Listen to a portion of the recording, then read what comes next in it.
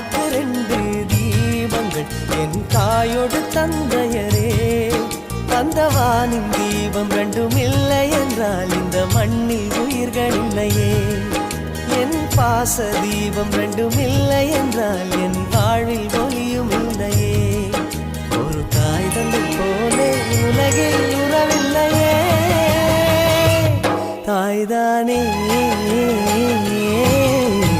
அன்புக்கு ஆதாரம், தந்தைதானே அறிவுக்கு ஆதாரம். அந்த வானுக்கு ரெண்டு தீபங்கள் அவை சூரிய சந்திரரே.